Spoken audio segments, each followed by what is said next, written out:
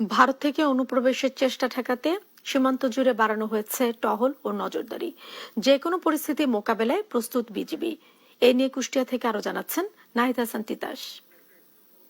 সীমান্তের শূন্যরেখায় 4 দিন ধরে অবস্থান করা 12 নারী এবং পুরুষ ও শিশুকে ফিরিয়ে নিয়েছে বিএসএফ। আজ সকালে একটি পতাকা বৈঠকের মধ্য দিয়েই কিন্তু এই শূন্যরেখার 148 নং পিলারের কাছ থেকে 4 দিন ধরে অবস্থান করা 12 জন নারী পুরুষ এবং শিশুকে ফিরিয়ে নিয়ে গেছে বিএসএফ। সকালে টান টান উত্তেজনার মধ্য দিয়ে কিন্তু সংক্ষিপ্ত একটি পতাকা বৈঠক অনুষ্ঠিত হয় বিজিবি এবং বিএসএফ এর মধ্যে। মাত্র 10 মিনিটের 10:30টার সময় এই পতাকা বৈঠকটি অনুষ্ঠিত হয়। এখানে বিজিবি এবং বিএসএফ এর তাদের কিছু শর্ত থাকে, অর্থাৎ বিজিবির পক্ষ থেকে বলা হয় যে পুশিংকৃত যে 12 জন তাদেরকে খুব দ্রুত সময়ের মধ্যে ফেরত নিতে হবে, এবং বিএসএফ এর পক্ষ থেকে থাকে যে শর্ত থাকে যে সীমান্ত এলাকায় যে বেসামরিক যে জনগণের উপস্থিতি বেড়েছে সেগুলো কমাতে হবে। তবে কিছুক্ষণ মিটিং এর পরে যখন তারা দুই বিএসএফ এবং বিজিবি সম্মতি হয় এবং সম্মতির পরেই 11টার সময় বিএসএফ 12 জন নারী এবং পুরুষকে কিন্তু ফেরত নিয়ে যায়। এখন পর্যন্ত আমরা সীমান্তে যেটি লক্ষ্য করছি, টান টান উত্তেজনা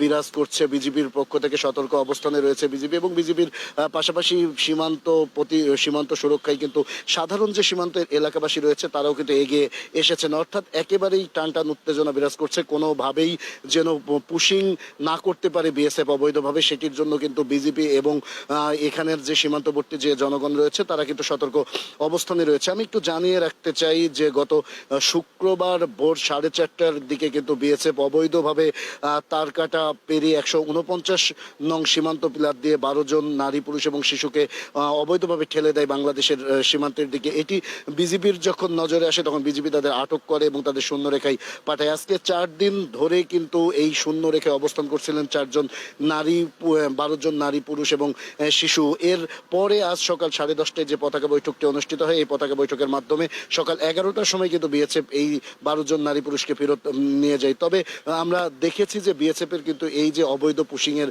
যে সিদ্ধান্ত সেটি কিন্তু এখন পর্যন্ত আমরা দেখতে পাচ্ছি প্রতিটি সীমান্ত অঞ্চলেই কিন্তু এই বিএসএফ পুশিং এর চেষ্টা করছে। গতকাল সকালেও কিন্তু বিএসএফ একজনকে পুশিং এর চেষ্টা করে, তবে সেই পুশিং এর চেষ্টাও কিন্তু ব্যর্থ হয়। অর্থাৎ বিজিবি এবং স্থানীয়দের প্রতিরোধের মুখে কিন্তু সেই একজনকে ফেরত নিয়ে যেতে বাধ্য হয় বিএসএফ। আমরা দেখেছি যে আজ প্রায় 1 সপ্তাহ ধরে কিন্তু দৌলতপুর প্রাকপুর সীমান্তের যে 46 কিলোমিটার যে সীমান্ত এলাকা রয়েছে সেখানে কিন্তু টান টান উত্তেজনা বিরাজ করছে এবং বিজিবি সতর্ক অবস্থানে রয়েছে, টহল বৃদ্ধি করেছে। পাশাপাশি কিন্তু এখানে আমরা দেখেছি যে স্থানীয় যারা জনগণ আছে তারাও কিন্তু সতর্ক অবস্থানে রয়েছেন, কোনোভাবেই পুশিং করতে দেবেন না, এমনটি আমাদের জানিয়েছেন। এই ছিল কুষ্টিয়ার প্রাকপুর সীমান্ত থেকে আমার কাছে সর্বশেষ খবর।